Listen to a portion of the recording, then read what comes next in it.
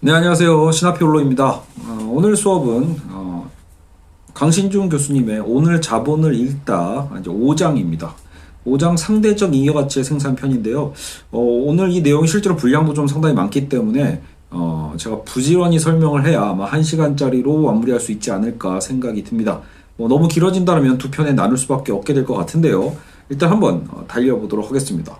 사실 이제 여러분 이제 이 5장, 6장 뭐 이쪽만 조금 잘하고 넘어가면 뒷부분은 오히려 좀 이렇게 스토리텔링처럼 오히려 좀, 그러니까 막스의 책 중에서도 1권, 2권, 3권 중에 1권에 가장 이론적으로 어려운 부분들이 몰려있기 때문에 항상 이 전반부를 잘 이해하고 넘어가는 게 매우 중요합니다. 그러면 오히려 후반부는 조금 더 수월하게 넘어갈 수 있지 않을까 생각을 해 봅니다. 자, 그래서 상대적 잉여가치. 지난 시간에 우리가 이제 절대적 잉여가치에 대한 걸 배웠는데요. 이제 오늘 거를 살펴보죠. 자, 케인즈의 예언 오류. 이렇게 시작을 하고 있어요. 메인라드 케인즈죠. 그러니까 여러분 보통 이제 우리가 보통 케인즈 하면은 이제 큰 정부론의 어떤 대표자로서 이제 거의 교과서적으로 자주 이제 외우죠. 이쪽 자유시장 경제는 애덤 스미스, 또 이 반대편에 케인즈 이렇게 얘기하지만 사실 우리는 이제 거기서 주로 이제 주류 경제에서는 이 막스를 빼고 얘기하니까 이제 그렇게 이제 대입구도로 나오곤 합니다. 근데 실제로 이제 케인즈도 막스의 책을 읽어보지 않았다라는 이제 설이 있더라고요. 그러니까 별로 좀 무시했다고나 할까? 케인즈는 별로 막스에 대해서 인정하고 있진 않았다라고 얼핏 얘기를 들은 것 같은데, 어쨌든 여러분 케인즈도 이제 천재 경제학자 중에 한 명이죠. 근데 케인즈가 1928년에 이제 그런 예언을 합니다. 야, 앞으로 100년 이내에 선진국 생활 수준은 지금보다 4에서 8배 정도는 좋아질 거고, 심지어 노동 시간은 이제 하루에 3시간이면 충분할 거다. 그러면 즉 일주일에 한 15시간 정도만 일하면 되지 않을까? 이렇게 예언을 했었대요. 100년 이내니까 뭐 맥시멈 잡으면은 2028년이죠. 아직 우리가 올해 2022년이니까 100년이 다 지난 건 아닌데. 지금 이제 어쨌든 케인즈의 예언은 이제 부분적으로 맞은 거는 생활 수준이죠. 전반적으로 선진국의 생활 수준은 매우 발전을 했어요. 하지만 케인즈의 예언이 이제 어디서 오류가 났다? 노동 시간이죠. 일주일에 15시간은커녕 15시간은커녕 우리 한국사 같은 경우에는 주 52시간제도 지금 뭐예요? 우리나라 이제 보수 쪽에서는 이것도 유연하게 좀 바꿔야 된다. 물론 이제 일리 있는 말이에요. 회사별로 상황은 다르니까. 하지만 지금 이제 MZ 세대라고 하잖아요. 이거는 전 세계적인 문제인데, 문제라고 할까요? 변화죠, 변화. 전 세계적으로 이제는 야, 돈 더 줄 테니까 노동 더 할래? 라고 하는 거에 대해서 이제 그렇게 쉽게 호응하는 이제 세대 자체가 아니라는 거. 그러니까 시대의 변화를 읽어본다라면 사실은 주 52시간제는 바람직한 흐름인 거고 더 줄일 필요도 있죠. 그래서 우리나라의 뭐 현재 정의당 같은 경우에는 주 4일제 이슈도 꺼내고 있거든요. 물론 이제 여러 가지 이제 의견 충돌은 있겠지만 여하튼 케인즈의 예언과 달리 어쨌든 노동 시간은 늘었다. 오히려 그러니까 그렇게 줄지 않았다라는 거죠. 그러니까 뭐 그 당시부터 더 는 건 아니지만 그렇게 줄진 않았다라는 거. 왜 빗나간 걸까라고 했을 때, 자, 마르크스는 자본주의의 구조적 요인에서 이미 그 원인을 알고 있었죠. 설령 직장에 기계가 다 도입이 됐다 칩시다. 기계가 도입되면은 막 엄청나게 빨리 돌아갈 테니까 노동 생산성이 엄청 좋아지겠죠. 하지만 문제는 뭐예요? 기계가 도입돼서 업무의 소요 시간이 줄어든다고 한들, 그죠? 그렇다고 퇴근 시간이 빨라지겠냐라는 거예요. 컴퓨터가 없었던 시대에서 컴퓨터가 있는 업무 환경으로 바뀐다고 하면 생산성이 엄청나게 좋아지지만 그렇다고 해서 퇴근 시간이 빨라질 일은 없었죠. 그죠? 왜냐면 우리는 이 근로 시간으로 고용을 하니까, 고용 계약을 하니까요. 당연히 줄어든 노동 시간은 자본가에 결국 귀속된 겁니다. 그러니까 결국 이 생산성의 향상에 의해서 줄어든 노동 시간은 자본가에게 귀속되는 거지 그 혜택이 노동자에게 가는 건 아니라는 거예요. 케인즈가 보지 못한 건 자본주의라는 경제 구조에서 생산에 관여하는 사람은 결국 노동자 한 사람만이 아니라는 거예요. 결국은 경제 구조에는 노동자만 있는 게 아니라 자본가도 있다라는 거. 그러니까 이 사회적 관계성을 계속 이 강순준 교수님은 강조하고 있죠. 자본주의 기술 발전은 자본가와 노동자 이 둘의 관계이고 그간의 계급 투쟁이 만들어낸 결과다라는 거예요. 따라서 노동 시간이 그로 인해 줄어든다고 해도 노동자의 노동 시간이 줄어드는 건 아니다라는 거. 맞는 말이죠.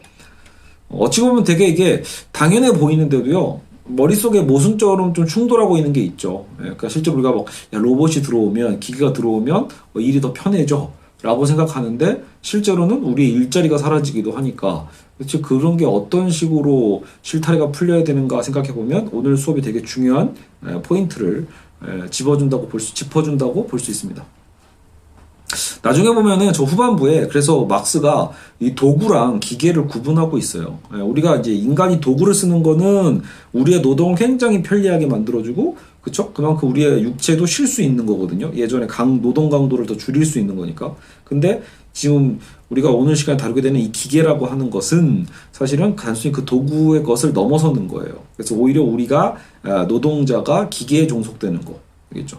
누가 주체고 누가 대상인가, 누가 주체고 누가 도구인가라고 했을 때 사실은 말 그대로 도구라는 개념은 노동자가 주체인 거고, 근데 이제 기계제 산업으로 넘어오면 노동자가 오히려 이제 기계의 도구가 되는 이런 이제 역관계가 발생을 하게 되는 거죠. 자, 상대적 잉여가치의 생산 들어가 보죠. 자, 기술 발전이 시작된 이유는 장시간 노동이 하루의 길이라는 자연적 한계와, 우리가 이제 지난번 절대적인 잉여가치 배울 때 이 장시간 노동이라는 건 육체가 한계가 있잖아요. 육체는 자연적인 거죠. 그러니까 이 자연적 한계가 있고 또 사회적으로는 계급투쟁이 있죠. 그러니까 계급투쟁이나 사회적 한계에 가로막혀서 지속될 수가 없는 거예요. 더 노동시간을 늘릴 수가 없는 환경이 된 거죠. 그러니까 자본가는 이제 머리를 써야 돼. 더 이상 안 되겠다. 그럼 어떻게 하면 생산성을 늘릴 수 있을까? 하루 노동시간이 만약에 10시간 정도로 제한되면 기존 15시간 노동 생산량을 채우기 위해서, 예전에는 15시간 일시켰는데 이제는 안 된대잖아. 예. 그러니까 그럼 어떻게 하면 이 5시간의 공백을 채워줘야 되는가? 만약에 어떤 것도 변화 없이 그대로 이제 뭐 이런 계급투쟁이나 자연적 한계론을 받아들여서 그러면 이제 하루에 10시간만 일시켜야 돼요 라고 하면 나머지 그 5시간의 피해가 생기니까 결국은 5시간의 노동을 채워줄 노동자를 또 새로 고용해야 돼요. 당연히 번잡해지죠. 새로운 더 노동관계가 더 복잡해지는 거고 당연히 그만큼 급여를 또 더 주게 될 거란 말이에요. 그렇기 때문에 이러한 과정은 자본가의 잉여가치를 줄어들게 하기에 자본가의 잉여가치가 준다는 거죠. 자본가는 그 한계와 손실을 메꿔야죠. 극복하려는 방법으로 이거 못하네요. 극복하려는 방법으로 노동력을 덜 사용하는 방법을 찾게 되는 겁니다. 그래서 이는 대개 생산력 증가로 부르는 방법을 의미한다. 그래서 생산력 증가라고 부른다는 거죠. 생산력 증가는 동일한 물건을 생산하는 데 있어서 노동력을 적게 사용하는 것을 말합니다. 자, 동일한 물건을 생산하는데 노동력을 이전보다 적게 사용하는 거. 그게 생산력 증가예요. 노동력을 대신할 기계를 도입하는 거죠. 자, 노동력을 대신할 기계를 도입하면 어떻게 돼요? 생산에 필요한 노동 시간이 이제 감소하게 되죠. 예를 들어 컴퓨터 생각하면 돼요. 컴퓨터라는 걸 도입하게 되니까 예전에 손으로 하던 것을 완전히 타이핑으로 빨리빨리 할 수 있죠. 노동시간이 감소돼요. 그렇게 되면 이제 사실상 우리가 투여한 노동시간이 줄어든 만큼 더 빨리 효율적으로 상품을 생산할 수 있게 되는 거거든요. 상품 가격이 그러면 하락하게 되고, 자, 상품 가격이 하락하면 또 어떤 현상이 생기죠? 노동자의 생계비가 하락한다. 이게 무슨 말이냐? 어차피 노동자들도 이런 결국 시장에 나오는 상품들을 소비하면서 살아가는 거잖아요. 그러니까 상품 가격, 물가가 전반적으로 하락하게 되면 노동자의 생계비도 줄어들게 되는 거예요. 생계 유지비가 생각보다 많이 안 들게 되겠죠. 그러면 생계비의 하락은 노동자의 노동시간 가운데 노동자 자신을 위한 노동시간을 줄여준다. 생계비가 하락함으로써 노동자의 노동시간 가운데 노동자 자신을 위한 노동시간을 줄여준다. 자, 그럼 이게 좋은 건가 나쁜 건가? 자, 자본과 타인을 위한 노동시간이 상대적으로 늘어나게 된다는 거예요. 자, 이게 중요한 거죠. 그러니까 결국은 생계비가 하락하니까 생각해보세요. 여러분, 노동자의 생계비가 하락하면 월급도 줄어들 가능성이 있는 거예요. 월급 자체를 더 늘려줄 이유가 없어지는 거죠. 그냥 먹고 사는데 충분하네. 우리가 원래 급여가 그렇게 결정된다고 했잖아요. 그러니까 사실상 이제 노동자 자신을 위한 노동시간은 오히려 이제 줄어들고 타인을 위한, 여기서 타인은 자본가거든요. 자본가를 위한 노동시간이 상대적으로 늘어나게 된다는 거예요. 결국 전체 노동시간을 고정한 상태, 아까 10시간으로 고정해 놓은 상태에서 두 노동시간의 상대적 비율이 변하는 게 상대적 잉여가치의 생산이다 라고 보는 게 되겠습니다. 아마 제가 밑에다가 그림을 넣어놓은 것 같은데 안 들어갔나요? 그림이 제가 여기다가 넣는 걸 깜빡을 했네요. 그러니까 사실상 여기서는 제가 한번 이걸 그려볼게요. 이걸 왜 안 넣었을까요? 제가 아마 캡처하는 거를 제대로 못해서 아마 실수한 게 아닌가 싶은데요. 결국 상대적 잉여가치라는 건 똑같은 거죠. 그러니까 이 10시간, 내가 만약에 10시간, 그동안 10시간은 노동이었는데 10시간 노동 중에 전에도 얘기했지만 예를 들어 5대5라고 합시다. 이게 이제 노동자가 자신을 위한, 나를 위한 노동시간이고, 이거는 자본가를 위한 노동시간. 그러니까 타자를 위한 거죠. 자본가를 위한 무상노동이 5시간, 나를 위한 노동시간이 5시간. 뭐 이런 식으로 비율이 정해져 있었다고 했을 때 상대적 잉여가치는 결국 뭐예요? 요거를 더 줄이게 되는 거예요. 노동시간 자체는 건들 수가 없게 되니까 더 늘릴 수가 없죠. 자본가는 이걸 더 늘리고 싶어 사실은. 근데 늘릴 수 없게 막혀 있잖아요. 그러니까 절대적 잉여가치가 만약에 이 절대적 잉여가치 한계상 더 못하게 됐을 때 이제 자본가의 아이디어는 화살표를 여기로 가는 거죠. 자본가를 위한 노동시간을 늘리는 방법을 만드는 거예요. 5시간을 7시간으로. 이 5시간에 2시간 주니까 3시간으로. 자, 여기서 오해하시면 안 돼요. 그럼 노동자의 노동시간이 그럼 5시간에서 3시간으로 줄었구나 이 뜻이 아닙니다. 노동자가 자기의 급여가 준다는 얘기예요. 상대적으로. 그러니까 결국은 나를 위한 노동, 내가 가져갈 수 있는 오히려 급여 가치는 오히려 떨어지게 되는 거고, 오히려 자본가를 위한 무상 노동이 더 늘어나게 되는 거. 이러면서 자본가는 잉여가치를 상대적으로 더 늘릴 수 있게 되는 거예요. 요거를 우리는 상대적 잉여가치라고 한다라고 생각하시면 되겠습니다. 자, 그래서 다시 한번 돌아가죠. 자, 그래서 특별 잉여가치의 생산. 특별 잉여가치는 뭐냐, 뭐가 특별하냐라고 했을 때 사실 이런 거예요. 어떤 기업이 예를 들어 삼성이 어떤 신제품을 딱 제일 먼저 개발을 했다, 개발에 성공을 했다라고 하면 어때요? 그게 일종의 어떤 독점 수익을 만들어내잖아요. 그거 막 유일무이하니까. 그래서 한동안에는 삼성이 어쨌든 그 독점 수익에 대한 것을 쓸어 담게 되거든요. 이런 게 일종의 특별 잉여가치랑 비슷한 거예요. 같다고 보셔도 될 거예요. 한번 읽어보죠. 자본주의의 결정적 특징은 교환에 있는데 생산된 물건들이 교환이 이루어지는 시장에서 만나 서로 비교되고 경쟁해야 하는 거예요. 실제로 그렇죠. 이건 우리가 알고 있는 상식이죠. 생산은 근데 사적으로 이루어지는데 생산의 결과는 시장에서 사회적으로 결정되는 모습은 그럼 어떻게 나타나는 것일까? 생산은 사적으로 이루어지는데 생산의 그 결과는 시장에서 사회적으로 결정된다. 자, 그래서 이 상품은 막스의 얘기죠. 사회적 평균 조건 아래에서 생산된 대다수의 같은 상품들보다 더 적은 노동시간을 필요로 한다. 새로운 방법을 사용하는 자본가가 자기 상품을 그 사회적 가치로 판매한다면 그는 그것을 개별적 가치보다 높게 판매한 거고, 그러면 특별 잉여가치를 실현하게 된다. 말 그대로 기술 개발해서 새로운 방법을 사용해서 그만큼 자기 상품을 사회적 가치로 판매를 하게 되면 당연히 거기서 더 아까도 얘기했지만 특별 수익, 제가 아까 독점이라고 표현한 것처럼 단기적인 어떤 독점 수익을 누리는 것, 특별 잉여가치를 실현하게 된다라고 보는 거죠. 생산력 증가는 개별 자본가의 생산력에 의해서 이루어지는 건데 그 상품은 시장에서 판매되잖아요. 그러니까 사적인 건 개별 자본가의 생산력이니까 사적인 건데 어쨌든 상품은 시장에서 누군가에 의해서 그래서 누군가 구입을 해야 되잖아요. 시장에서 판매해야 되죠.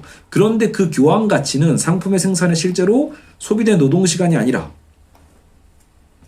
상품의 생산에서 사회적으로 필요한 노동시간에 의해서 측정이 되는 거죠. 그러니까 상대적으로 우위를 갖게 되는 거예요.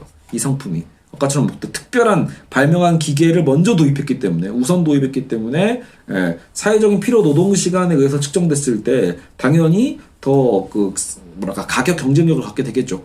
그래서 개인이 사용 가치를 만들기 위해 실제로 투입하는 노동시간과 여러 개인들이 교환을 위해 합의하는 사회적 노동시간이 서로 다를 수밖에 없고요.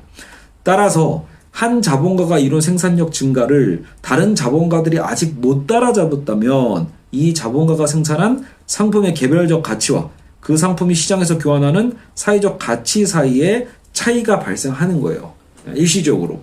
이는 우리가 흔히 원가 절감이라고 부르는 거죠. 원가 절감을 함으로써 특별 잉여가치를 만들어내는 거거든요. 이 원가 절감이 그것을 이룩한 개별 자본가에게만 따로 이익을 안겨주게 되는데 이것이 특별 잉여가치다. 이러한 특별 잉여가치는 생산력 증가 외에 제품 혁신을 이루었을 때도 발생한다. 자, 다만 이게 중요합니다. 이게 포인트. 이런 특별 잉여가치는 오래 지속될 수가 없어요. 이게 이제 자본주의 경쟁 시스템의 원리죠. 자본가의 경쟁의 특성상 곧 따라잡히고 마는 거예요. 결국은 남들도 그 기술을 어떻게든 모방하거든요. 쟤네는 갑자기 왜 저렇게 많은 수익을 얻는 거야? 라고 했을 때 알고 보니까 새로운 기계를 도입했네? 야, 우리도 베껴와. 그러니까 산업 스파이가 있는 거죠. 설령 산업 스파가 아니더라도 어떻게든 뭐 시장에서 퇴출당하기 싫으면 결국은 자본가들은 어떤 방법을 이용해서라도 생산성을 늘리기 위한 또 다른 방법을 강구할 거예요. 그럼으로써 결국은 그 최초의 특별 잉여 가치는 잠식당하게 되어 있죠.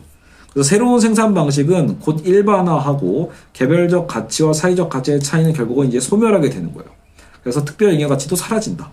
그렇게 되면 다시 특별 잉여 가치를 얻기 위한 또 새로운 생산력. 자, 이제 우리는 뭐 만들까? 이렇게 하는 거죠. 최초에는 그 컨베이어 시스템 자체도 혁신적인 거였잖아요. 근데 지금 이제 우리는 이제 컴퓨터의 시대로 들어와 있고, 더 우리는 이제 뭐 4차 산업혁명이다 뭐다 하면서 계속 새로운 특별 잉여 가치를 얻기 위한 경쟁들을 하게 되어 있는 거예요. 이처럼 자본가들 사이의 경쟁은 무한합니다. 끊임없이 진행되는 거예요. 이 치열한 경쟁 끝에 시장에서 상품 가격은 꾸준히 하락하는 경향이 생긴다. 그렇죠. 경쟁이 많아지니까. 사실 여러분 이거는 그냥 경제 원론 배우셔도 주류경제학이라고 불리는 미시경제학 아마 그 시간에서도 아마 바로 이런 거 다루죠.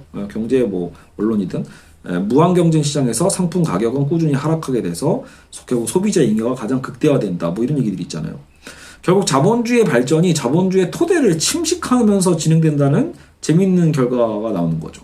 그러니까 자본주의의 발전이 자본주의의 토대를 침식한다. 왜냐하면 더 많은 교환 가치를 목표로 하는 자본주의잖아요. 자본주의 결국 어떻게 하면 더 많은 수익을 얻을까, 자본을 축적할까인데 정작 그 교환 가치를 점차 줄여나가고 있는 셈이니까. 아까도 얘기했지만 무한 경쟁에 의해서 결과적으로는 전체적인 상품 가격이 다운되잖아요. 그렇죠? 원래 가장 좋은 거는 자기 상품 가격을 높이는 걸 텐데 높이면 다른 경쟁자가 똑같은 상품을 더 싸게 팔 테니까 안 낮출 수가 없게 되는 거죠.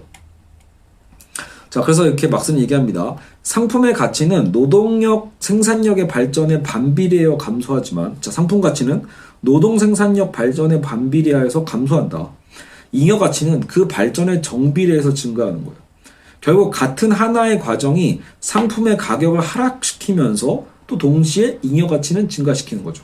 그리하여 교환 가치의 생산에만 관심 있는 자본가가 왜 상품의 교환 가치를 끊임없이 저하시키려고 노력하는지 그 수수께끼가 해명되는데, 모순이라는 거, 일종의 모순이 발생하는 거예요. 그러니까 자본주의의 이 구조의 구조적 모순을 밝혀낸 게 지금 막스의 여러분 그 기여 중에 가장 대단한 부분이거든요. 어찌 보면요. 자본주의가 발전하면 발전할수록 오히려 그 자본주의를 지탱하는 그 토대가 약화되는 거죠. 자, 그래서 빌 게이츠의 착각, 창조적 자본주의의 진실, 이런 식으로 해서 이건 강신준 교수님이 이제 적용을 한 거죠. 사람들이 흔히 오해하는 현상 중 하나가 뭡니까? 자본가의 수익이 노동자의 노동 시간에서 비롯되었다는 부분에 대한 의구심. 이게 이제 많은 사람들이 생각하는 부분이죠. 아니, 자본가의 수익이 왜 노동자의 노동 시간에서 비롯된 거야? 자본가 자체의 능력이 있지 않아? 사실 이거 지난번에도 했던 얘기인데, 자, 삼성이나 빌 게이츠, 삼성의 이지용 얘기하는 거겠죠. 삼성이나 빌 게이츠 같은 경우는 예외가 아니냐고 보는 거 있죠. 그러니까 만약에 그 경영인의 판단이 없었으면 과연 이게 지금의 삼성이 있을 수 있을까? 이건희가 없었으면 지금의 삼성이 가능할까? 빌 게이츠가 없었으면 마이크로소프트가 지금의 그죠? 성과를 이룰 수 있었을까? 뭐 이런 거죠. 자, 이 기업가들의 창조적인 천재성에 가치의 동력이 있다고 보는 관점이죠. 뭐 이제 슌펜터식으로 얘기하면 이걸 기업가 정신이라고 볼 수 있고요. 자, 실제로 빌 게이츠는 자본주의에서 발생하는 가난의 원인을 자신과 같은 창조적 능력이 가난한 사람들에게 없기 때문이라고 봤대요. 왜 이 사회에서 그 가난한 자들이 있는가? 왜 나처럼 창조적 능력이 없을까? 이런 거죠. 너희들도 창조적 능력이 있었다라면 나처럼 부를 거머쥘 수 있을 텐데, 뭐 이런 분석인 것 같아요. 자신의 능력에 기반한 성과를, 그래서 대신 이제 그렇다고 빌 게이츠가 뭐 가난한 자를 경멸했다 이게 아니죠. 역설적으로 근데 이 빈부격차가 점점 커지면 그래서 이 자본주의의 또 이 시스템이 붕괴될 수밖에 없잖아요. 그렇죠? 무슨 말이냐 하시겠지만 여러분 말 그대로 마이크로소프트가 못 팔아요. 소프트웨어, 뭐 컴퓨터도 팔고 이러잖아요. 그래서 만약에 먹고 살기가 좋아져야 우리도 더 가치 있는 또 컴퓨터에 투자를 하고 소프트웨어 좀 더 비싼 거 사고 이러는 거 아니에요. 근데 빈부격차가 심해져서 중산층 뭐 이런 계층이 다 무너져 버리면 결국은 누가 그들의 제품을 사주겠어요. 아이폰이 잘 나가는 거 왜 그래요? 그만큼 중산층이 든든하기 때문에, 튼튼하기 때문에 아이폰이 팔리는 거죠. 우리가 정말로 개발도상국이고 부 자체가 부족하다면 그럼 밖에 나가보세요. 누구나 아이폰 들고 다니잖아요. 되게 비싼데. 왜 그래요? 그만한 소비 능력이 있는 거예요. 근데 말 그대로 빌 게이츠는 그런 고민을 한 거죠. 자꾸 나는 이렇게 부자가 되는데 이렇게 빈부격차, 중산층이 무너지고 있는 게 전 세계적인 경제의 지표에 명확하게 드러나 있단 말이에요. 그러니까 안 되겠구나. 내가 갖고 있는 부래도 다시 되돌려줘야 된다. 이런 생각을 하게 된 거죠. 그래서 이제 뭐 빌 게이츠 재단이 이제 생기게 된 거고, 친구인 뭐 워렌 버핏의 재산도 절반 가까이 사실상 거의 강제 기부처럼 하게 되는 거죠. 그러니까 자기 능력에 기반한 성과를 그들에게 나눠주면 불평등의 모순도 이게 해결되지 않겠냐라고 본 거고, 이를 이제 창조적 자본주의라는 또 멋진 말을 갖다 붙입니다. 자, 그러나 이제 막스의 입장이기도 하고 강신준 교수님의 이제 적용 해석이죠. 창조적 자본주의라는 개념은 사실 특별 잉여 가치의 생산을 혼동한 데서 만들어진 그러니까 동어 반복 같은 거라는 거예요. 이미 옛날부터 있었던 얘기다. 너가 뭐 갑자기 뭐 만들어낸 개념처럼 얘기했지만 사실 이미 막스가 했던 얘기야, 이런 얘기인 거예요.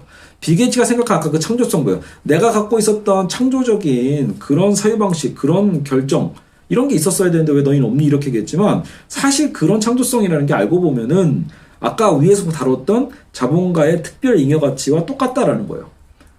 다른 자본과의 경쟁을 통한 그 차이로부터 그 가치를 만들어낸 거니까. 그러니까 차이에 의한 거예요. 내가 독보적으로 뛰어났다라는 건 결국 상대적이라는 거죠. 상대적으로 다른 경쟁자보다 이만큼 차이를 벌렸기 때문에 그 차이에 대한 특별 잉여 가치를 자신이 독식함으로써 부를 창출하는 거거든요. 그렇죠?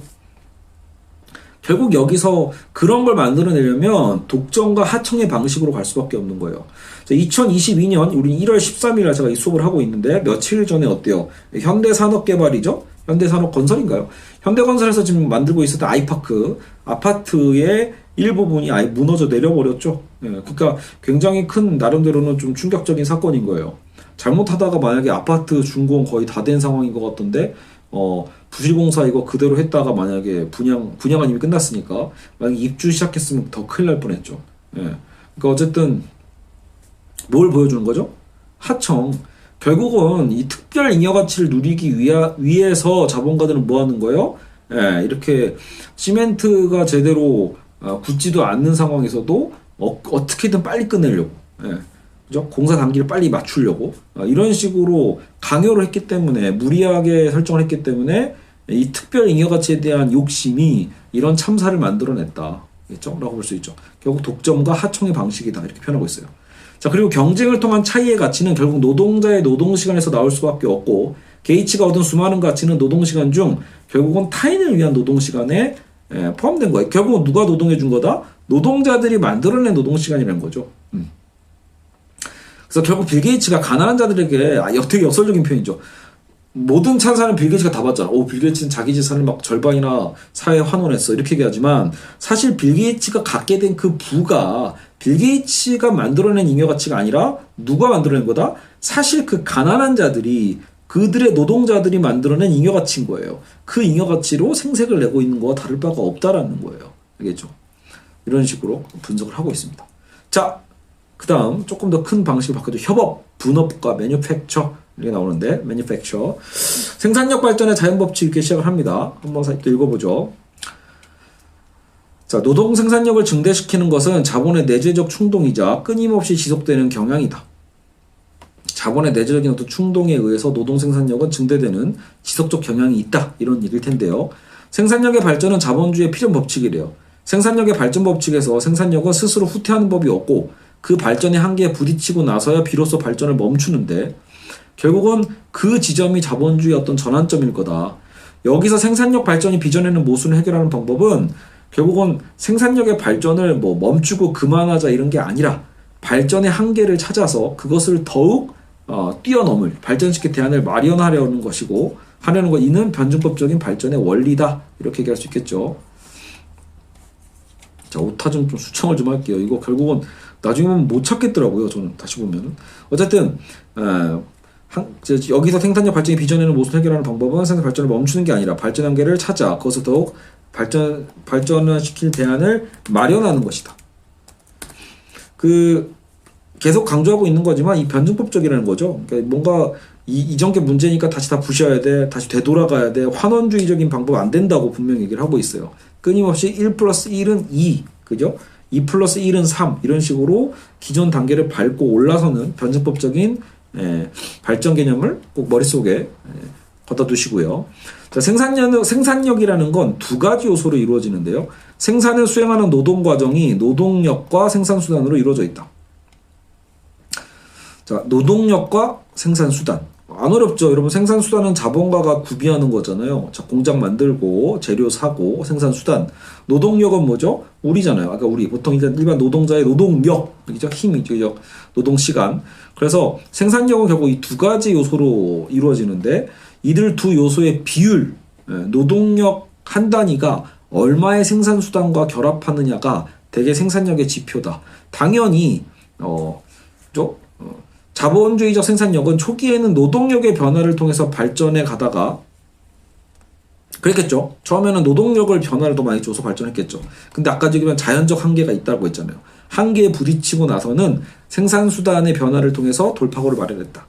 그래서 전자가 협업과 매니팩처의 형태라면 후자는 기계제 대공업이다. 그러니까 지금 전자는 뭐예요? 전자, 노동력의 변화를 주로 끌고 갔던 방식. 이게 이제 어떤 그 협업과 매니팩처의 어떤 발전 방식이라면 뒷부분에 오히려 생산수단의 변화를 가져다 주는 게 기계제 대공업이다. 이렇게 얘기하고 있죠.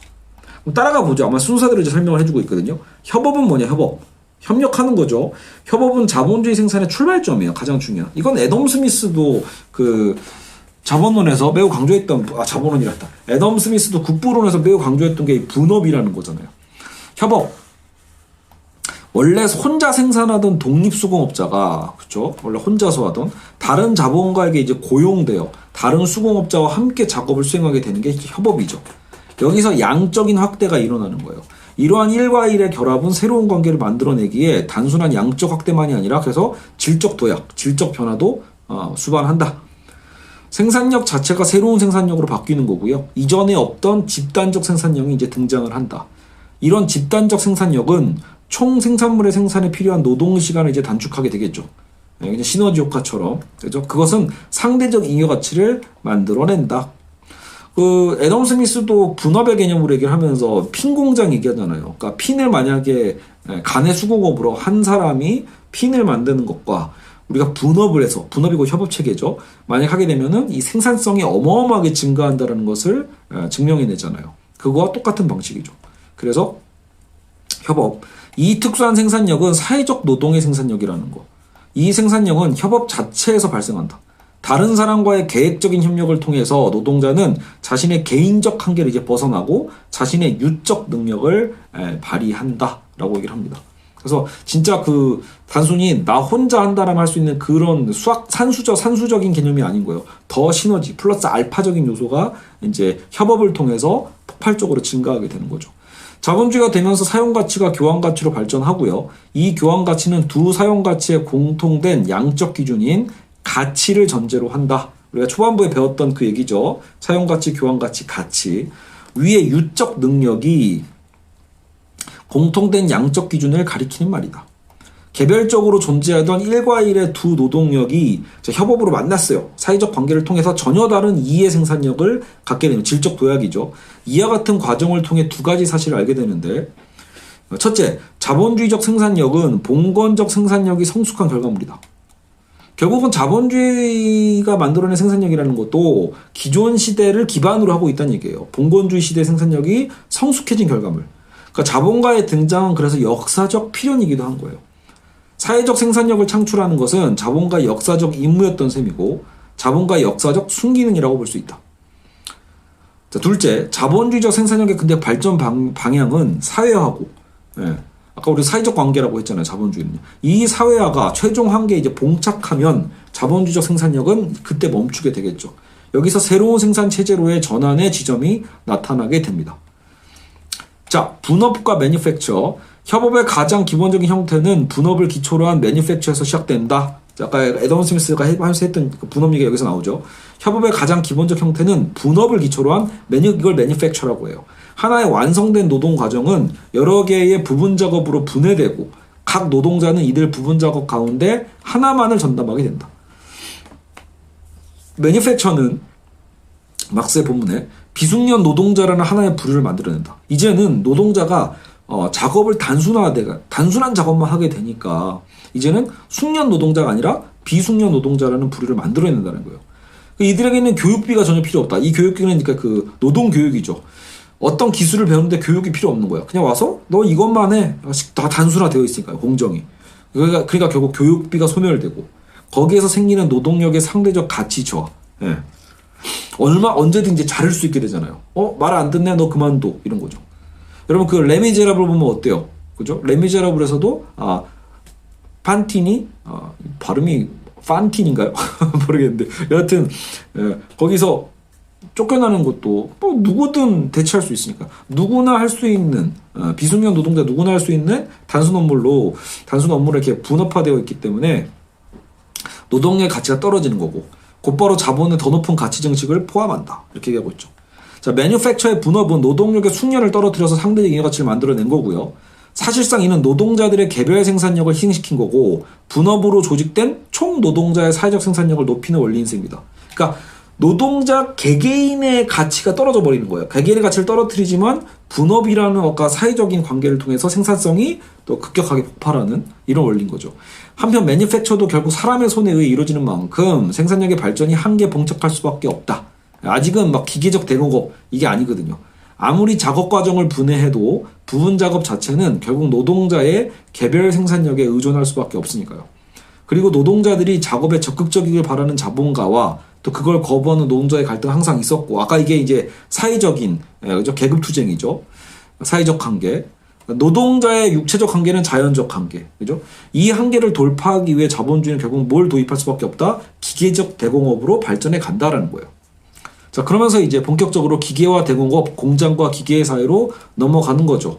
노동력의 생산력에서 이제 기계의 생산력이 되는 거예요. 인간 노동력이 아니라 이제 기계의 이제 메커니즘이죠. 머시니즘.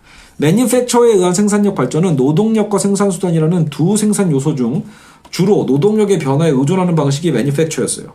이는 노동자들의 저항이라는 한계에 부딪히죠. 노동자들이 노동력을 갖고 있으니까 야, 우리 그럼 노동 안 해. 이렇게 될 수 있잖아요. 그러니까 자본가들이 뭘 찾아내요? 이 자식들이 툭하면 파업하네? 툭하면 막 이러네? 안 되겠어. 야, 너희 없이도 할 수 있는 기계, 자동화 기계 여기 있어. 라고 하면서 기계를 투자해서 만들어버리는 거죠. 기계는 노동력 대신 생산수단을 변화시키는 방식이고요. 기계는 작업 도구가 진화한 거라고 볼 수 있어요. 자, 그래서 여기서 이제 도구와 기계의 이제 구분이 나오는 거예요. 기계는 작업 도구가 진화한 거다. 노동력의 생산력을 기계의 생산력으로 대체함으로 노동자들의 저항을 이제 분쇄하는 역할이 돼버린 거예요. 그게 기계의 본질이다. 이게 중요해요. 기계는 노동자를 편리하게 해주기 위한 거다? 아니라는 거죠. 그러니까 작업 도구가 진화하는 건 사실은 어느 선까진 그랬지만 이제는 대공업 사회로 넘어가는 거죠. 이 기계제 대공업으로 넘어갈 때 만들어진 이 기계라는 건 노동자들의 저항을 분쇄하는 역할이 됩니다. 그래서 기계와 작업 도구는 그래서 구별해야 된다. 이거 별표 쳐두세요. 중요한 거죠. 원래 인간이 동물과 달리 여가 시간을 가질 수 있었던 거는 되게 역설적인 건데, 그죠? 도구가 있었기 때문에 우리가 도구를 개발한 거죠. 그 도구를 통해서 여가 시간을 가질 수 있게 된 거거든요. 신체 한계를 뛰어넘잖아요. 그죠? 도구가 인간의 생산력을 높이면서 인간에게 쉴 수 있는 기회를 준 거예요. 자, 그러나 자본주의는 여가 시간을 타인을 위한 노동 시간, 즉 잉여 가치로 바꾸는 것을 기본 원리로 합니다. 즉 도구가 인간에게 여가 시간을 주었다면 기계는 오히려 타인을 위한 노동 시간이 된다는 점에서 차이가 있는 것이죠. 자, 그렇다면 어떻게 기계가 노동자의 저항을 분쇄했는가? 디테일하게 좀 더 보면요. 자, 공장. 기계의 본질은 생산력을 노동력으로부터 빼앗는 것이고요. 그것이 실현된 생산 체계가 공장인 거예요. 매뉴팩처에서는 노동자가 도구를 자신의 수단으로 사용했다라면 공장에서는 이제는 노동자가 기계의 수단으로 전환된다는 점에서 차이가 있다. 아까 제가 초반에 했던 얘기죠. 그러니까 노동자가 매니팩처일 때는 그때까지만 해도 노동자가 도구를 이용해서 나름대로 자기 수단으로 사용하는 거였다면 공장에서는 노동자가 이제 기계에 의한 수단이 되는 거예요. 찰리 채플린의 모던 타임즈 영화 있죠. 유튜브에서 여러분 검색하시면 모던 타임즈를 무료로 볼 수 있습니다. 그래서 찰리 채플린의 모던 타임즈에서 가장 명장면이 공장 기계 안에서 막 돌리는, 그죠? 계속 단순 작업을 하고 있는 채플린이 나오거든요. 거의 이제 기계병에 걸리는 거죠, 사실상요. 어쨌든 공장 체계 안에서 노동자는 기계를 돕는 보조자의 역할이 이제 불가해진 거고 저급한 숙련만을 갖게 되는 셈이에요. 결국 기계를 통해 인간의 생각하는 기능이 노동에서 이제 분리가 되는 거죠. 사유 방식과 노동이 분리가 되는 거예요. 예전에는 노동을 하면서도 인간의 사유가 들어가는 거거든요. 숙련공으로서 노하우가 있어야 되니까요. 그러나 이게 단순화되면 단순화될수록 생각하는 기능이 노동에서 분리가 돼서 다시 타인의 수준으로 이전된다. 이 노동이. 이제 노동자는 기계의 움직임에 따라서 움직이게 되는 거죠. 군대와 같은 규율이 이제 생겨날 수밖에 없게 되는, 그러니까 이제 기계처럼 움직여야 되니까 군대와 같은 규율 체계가 생기는 거고, 강제적 수단이 동원되어 벌금, 임금 삭감 이런 징벌 제도들이 등장하게 되는 것이죠. 기계는 생산력을 노동자들에게서 빼앗게 됨으로써 노동자들의 저항은 이제 분쇄가 되어버립니다.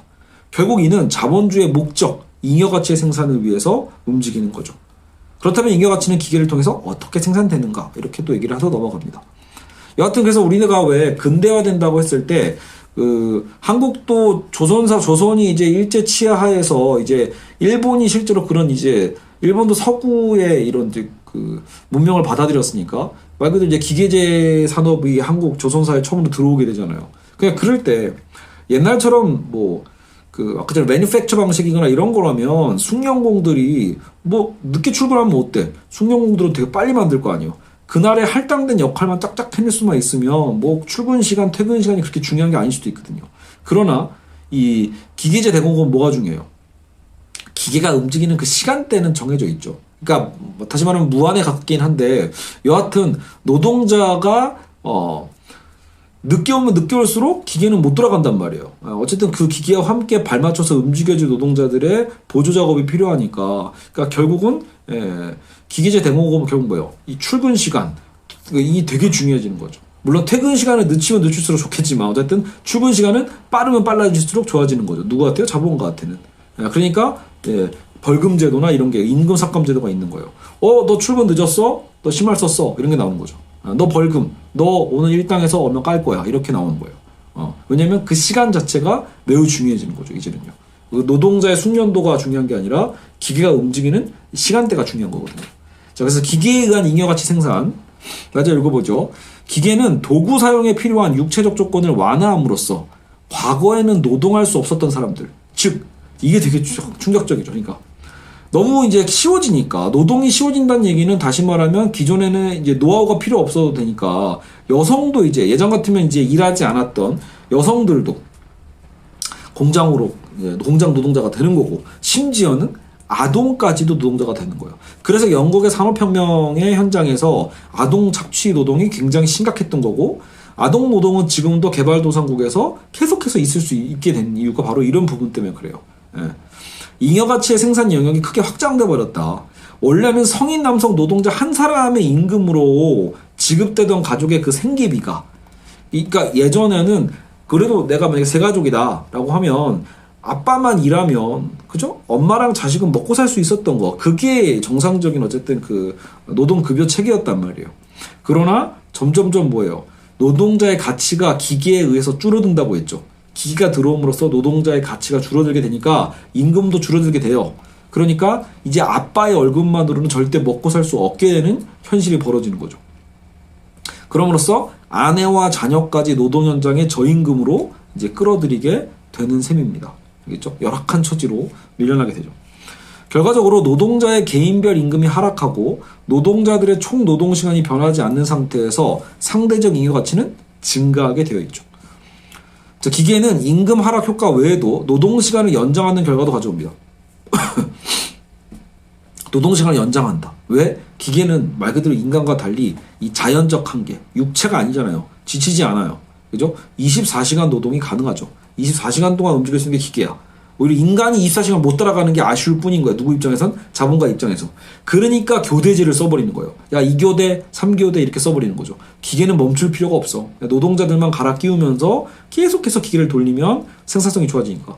기계가 작동하는 한 당연히 노동자들도 함께 노동하게 되고, 기계의 속도에 인간의 속도, 인간의 육체의 속도를 맞춰갈 수밖에 없게 되는 거예요. 그죠?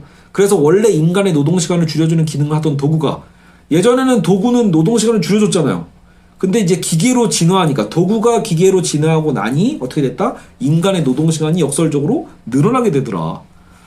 노동시간을 단축하기 위한 수단이 노동자와 그의 가족의 모든 생활시간을 노동시간으로 전환시켜 가장 확실한 수단으로 뒤바뀌는 경제학적 역설이 생겨난다. 1권의 551페이지에 이렇게 나와 있다고 하죠. 자, 게다가 기계는 노동 강도까지 높입니다. 노동 강도가 높으면 어때요? 노동 시간은 반비례를 원래 줄여야 정상이죠. 노동 강도가 너무 세. 그러면 여러분 원래 8시간 일하던 것도 노동 강도가 너무 세면 노동 강도가 자 평소에 일정한 노동 강도로 8시간 노동했는데 갑자기 노동 강도가 2배로 올랐어. 그러면 솔직히 그 8시간 하던 노동을 4시간 만에 할 수 있게 되겠죠. 그러나 그렇다고 전문가가 너 이거 성취 다 했네? 집에 가도 돼? 라고 하겠냐라는 거예요. 그게 아니죠. 이 시간으로 노동을 하니까요. 그러니까 노동 강도를 높이는 방법으로 노동 시간은 원래는 더 줄었어야 되는데 줄지 않고 되려 더 생산성에 더 타자를 위한 노동이 되는 거죠.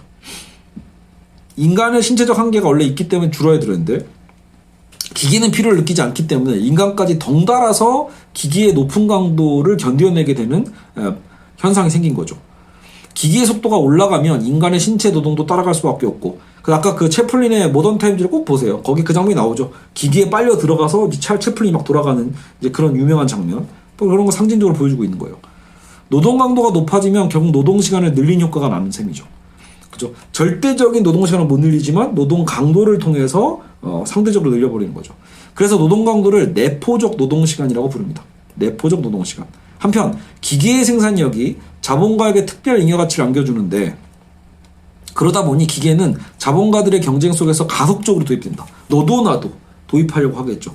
그리고 이런 기계의 도입은 노동력을 대체하는 만큼 결국 일자리를 줄이게 되는 거고 이로 인해 노동자의 상태는 극히 불안정해지죠. 기계의 발전이 노동자의 불안정한 생활의 일상화를 가져오는 셈입니다.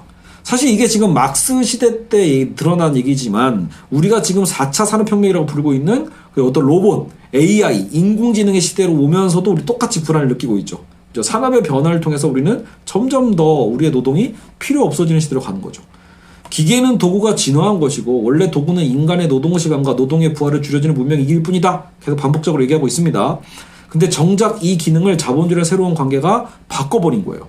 도구의 긍정적 기능이 모두 타인을 위한, 이 타인은 자본가예요. 자본가를 위한 노동, 잉여가치 생산으로 돌려버린 거죠. 그렇다고 기계를 없애는 것이 해결책이 될 수는 없다라고 또 변주법적인 우리 발전 방향을 이해하셔야 되는 거죠. 기계 없앤다? 러다이트 운동 아니에요. 그런다고 해결될 문제가 아니라는 거예요. 결국 해결 방안은 뭐예요? 자본주의라는 사회적 관계를 바꾸는 게 진정한 방법인 거죠.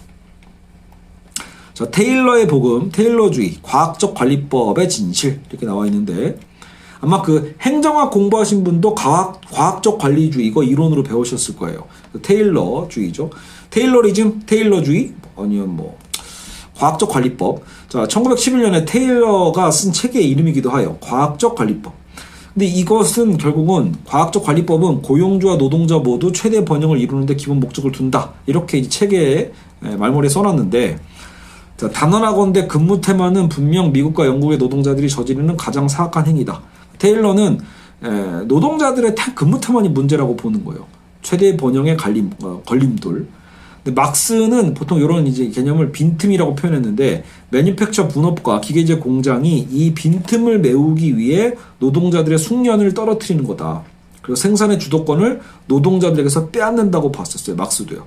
그러니까 결국 여기 흔히 말하는 그 테일러가 얘기하는 근무 테마이라는 것은 막스는 빈틈이라고 얘기했는데 결국은 매니팩처 분업과 기계제 공장이 빈틈을 메우기 위해서 발전했다는 거죠. 테일러가 말한 최대 번영은 결국 누구에게만 해당됐다? 노동자에게는 해당되지 않았어요. 고용주에게만 실현되고 노동자에게는 오히려 저주가 된 셈이죠. 노동자는 작업량이 실제로 4배로 증가했대요. 이 테일러 때문에 테일러가 실제로 한 게 뭐냐면 여기서 제가 적진 않았지만 그 수많은 노동 과정을 다 거의 0. 몇몇 초, 초 단위로 다 계산을 하는 거예요. 예. 여기서 나사 돌리는데 몇 초, 고개를 숙이는데 몇 초, 허리를 굽히는데 0. 몇몇 초 이런 식으로 해서 결과적으로 인간이 할 수 있는 그 신체 최대치를 다 시간 단위로 쪼개내서 매뉴얼화 시킨 거죠. 한때 유명했던 게 그 맥도날드의 매뉴얼이었잖아요. 맥도날드에서도 패스트푸드점에서 일하는 이제 알바하신 분들은 다 아시겠지만 이런 서비스업 하시다 보면 엄청나게 빨리 움직이죠. 쉴 시간이 없어. 왜 그럴까요? 그렇게 매뉴얼이 나와 있기 때문에 그런 거예요. 이미 다 계산되어 있다. 여러분이 그렇게 정신없이 움직이지 않으면 자본가는 잉여 가치를 얻을 수 없기 때문에 절대 여러분들에게 그렇게 편하게 쉴 수 있는 시간, 그렇죠? 한가롭게 쉴 수 있는 시간을 허락하지 않게끔 이미 매뉴얼을 만들어 놓은 거예요. 그러니까 근데 그 매뉴얼의 바이블 같은 거죠. 이 테일러리즘, 알겠죠? 그 테일러 때문에 노동자들은 실제로 노동 강도, 작업량이 4배로 증가했다. 이런 과학적 관리법에 의해 작업량이 증가하여 남아돌게 된 노동자들은 모두 싸구려 서비스 노동자로 밀려날 수밖에 없었다라는 거예요. 결국 테일러의 과학적 관리법은 오타가 장렬합니다. 천재적인 발명이 아닌 반세기 전 이미 마르크스가 말한 상대적 잉여가치 생산의 한 방법에 사실은 불과하다라는 것도 알 수 있죠. 자, 이제 우리 마무리로 가고 있어요. 대공업에 의한 매뉴팩처, 수공업, 가내고금의 혁명, 생산력의 자연법칙과 노동자들의 고통. 자본주의 생산력은 협업과 분업의 원리에 기초한 매뉴팩처에서 기계에 의한 공장 뒤로 발전해 간 거, 방금 우리는 이걸 살펴봤어요. 이 발전 과정은 경쟁의 법칙에 의해서 이루어지죠. 기계는 수공업에 기초한 협업과 수공업적 분업에 기초한 매뉴팩처를 모두 폐기시켜버린다. 오두막 공장과 실질적인 공장과의 싸움은 12년 이상 지속되었었는데 결과는 오두막 공장 300개 전멸로 끝났다. 여기서 오두막 공장이 뭐겠어요? 가내수공업이죠. 이 가내수공업 실제 이런 업장들과 실질적인 이제 그 대공업과 붙었는데 다 전멸했다. 자본은 공장 노동자와 매니팩처 노동자, 수공업자 말고도 가내공업 노동자들까지 눈에 보이지 않는 실로서 조종한다. 무슨 말이냐? 자, 공장에 비해 생산력이 낮은 매니팩처나 가내수공업자는 생산력의 격차를 만회하기 위해서 결국 어떻게 되겠어요? 자, 실제로 다 망하기 전에 이미 매니팩처 시스템이나 가내수공업의 어떤 방식으로 일하던 사람들이 있다고 칩시다. 나는 장인 정신으로 이렇게 일할 거야 라고 하는 사람도 있었을 거 아니에요? 하지만 결과적으로 생산력 차이에 의해서 시장에서 소외될 거거든요. 생산력 격차를 만회하려면 결국은 어떻게 돼요? 야, 우리 더 일해야겠다. 우리 안 그래도 12시간 일하고 있었지만 우리 16시간 일하지 않으면 저 공장 못 따라갈 것 같아. 이런 게 되는 거예요. 열악한 노동 조건이 자연스럽게 발생해요. 내부적으로. 가혹한 노동을 감수할 수밖에 없게 되고요. 장시간 노동, 협소한 작업 공간, 건강에 해로운 작업 조건, 형편없는 임금 등의 사례도 이에 해당한다. 오늘날 시대에는 이게 뭘까요? 하청업체가 되는 거예요. 하청업체. 어떻게 보면 가내수공업의 방식과 좀 다르지만 돈이 없는 하청업체들이 결과적으로는 대기업에 어떤 맞춰주기 위해서 장시간 노동해야 되고, 왜? 경쟁업체들이 계속 있으니까. 협소한 작업 공간. 막 그냥 비닐하우스에 막 외국인 노동자 재우죠. 건강에 해로운 작업 조건, 형편없는 임금. 그렇죠. 이런 것들이 가능해져 버리는 거예요. 상위 자본가가 하위 자본가들로 하여금 자신의 노동자 수탈을 가중시키도록 간접적으로 기여하는 셈이고 방조하는 거예요. 알겠죠? 얼마 전에 우리 어때 또 한전의 하청업체 직원이 안전장비 제대로 하지도 않고 올라가다가 결국은 감전돼서 죽었잖아요. 그 사례도 혹은 뭐 우리 구의역의 옛날 그 노동자 사망 사건도 마찬가지죠. 스크린도어에 끼어 죽었던 다 결국 하청업체잖아요. 근데 그게 하청업체의 문제냐? 대기업이 그것을 하게끔 만들어낸 거죠. 상황을 이미. 대기업과 하청업체의 관계. 가끔은 국가도 그런 역할을 한단 말이에요. 국가도 하청주니까. 다국적 기업과 개발도상국의 하청업체들도 다 그런 사례다. 그리고 생산력의 격차는 의지의 문제로 극복 가능한 게 아니라는 거예요. 생산력이 낮은 자본가는 결국 모두 전멸하게 되고 이것이 생산력의 자연법칙이다. 자연법칙이 그럼 가리키는 미래는 뭔가? 공장법.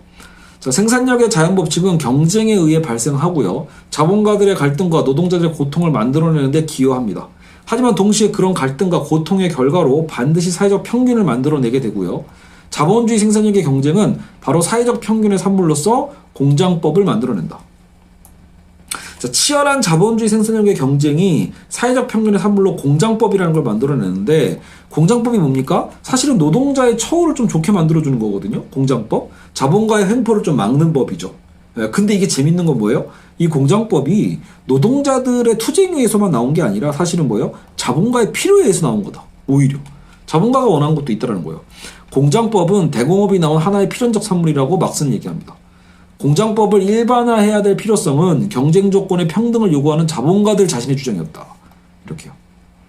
자, 자본주의적 생산력이 발전하기 위해서 자본가들에게 반드시 필요했던 게 공장법이라는 건데, 노동량을 연중 전체 기간에 걸쳐 균등하게 배분할 필요가 있었다라는 거. 이것은 노동일의 규제로서만 가능했다. 일종의 보면 어떻게 보면 뭐예요? 노동자가 버틸 수 없고 이 노동 강도를 못 버티고 죽어버릴 수 있잖아요. 노동의 재생산을 못하게 되는 상황까지 끌고 갔던 셈이에요. 한계치를 본 거야, 자본가든 그 당시에. 그러니까 야, 이거 아무리 잉여가치 생산하려고 해도 쟤네가 계속 미친 듯이 안 쉬고 일하니까 우리도 안 쉴 수가 없네. 이런 식, 모두가 다 같이 일 안 하고 쉬는 거, 안 쉬고 모두가 다시 일만 하는 거, 미쳐버리는 거죠. 그러니까 서로 규제가 필요했던 거야. 야, 우리 5년 벌고 우리 망하면 안 되잖아. 10년만 벌고 망하면 안 되잖아. 우리 영원히 돈 벌고 싶잖아. 우리 영원히 자본을 무한 축적하고 싶잖아. 이게 자본가들의 욕망인데, 근데 노동자들이 이렇게까지 수탈해버리면 어떻게 지속 가능하겠냐고요. 안 되겠죠. 그러니까 자본가들에게도 뭐가 필요하다? 그러게 노동법이 필요는 하구나. 우리 다 같이 이 정도 라인을 좀 지키자. 이런 개념이 생기는 거예요. 그래서 끊임없이 새롭게 도입되는 기계를 움직이려면 노동자의 숙련을 또 확장할 필요도 있고, 그러니까 노동자가 무조건 불필요한 건 아니라는 거죠. 야, 무조건 갈아 끼워, 이게 무조건 되는 건 아니거든요. 이를 위해서는 지속적인 노동자 교육의 필요. 그러니까 여러분 뭐 공장 건설 현장에서 노동을 하시더라도 야, 그거 힘만 있으면 돼, 아니죠. 예. 결국 무거운 것을 지고 올라가는 것도 요령이거든요. 요령이 없으면은 한 번 하루 일하고 그냥 못하죠. 게임 오버. 예, 실제로 이제 공장에서 혹은 뭐 건설 현장에서 일하시는 분들도 그 노하우가 강하기 때문에 훨씬 더 근육과 이런 걸 잘 쓴단 말이에요. 그러니까 정말로 아무나 막 잘라도 되고 이런 것만은 아닙니다. 알겠죠? 그래서 역설적이지만 아까 위에서 했던 말과 좀 모순처럼 보긴 하지만 나름대로 노동자의 숙련도 확장할 필요는 있다라는 거예요. 또한 이 교육을 위해서는 보건 상태와 경제 상태가 또 개선되어야만 한다라는 거죠. 공장법의 노동시간 규제, 육체, 정신적인 보호조항이 그래서 들어가게 된다라고 하는 거죠. 자, 생산력의 법칙과 농업의 운명. 자본주의 생산력의 발전은 봉건제 노동력을 상품으로 농민을 임노동자로 만들어 버리는 겁니다. 농업 영역에서 대공업은 그것이 낡은 사회의 보루인 농민을 소멸시켜버렸고 그들을 임노동자로 대체하는 경우에만 가장 혁명적으로 작용한다. 농민이 사라지는 거죠. 우리도 그렇게 변해왔죠. 한국 사회도요. 사실 우리도 한때 거의 농업이 전체였지만 제일 많았지만 농민들이 대부분 대도시로 임노동자로 변해서 대도시로 부유하면서 판자촌이 생기고 그러면서 이제 노동 착취 현장 안으로 빨려 들어가 버리는 거죠. 예. 자, 농업은 자본주의적 농업으로도 바뀝니다. 농업과 매니팩처 간의 원시적 가족적 유대는 자본주의 생산 양식에 의해 파괴되고 생산과 소비가 일치하던 봉건제에서는 소비되는 만큼만 생산하였었죠. 예, 봉건제 사회는 필요한 만큼만 생산하는 방식이었을 거예요. 그러나 자본주의는 어때요?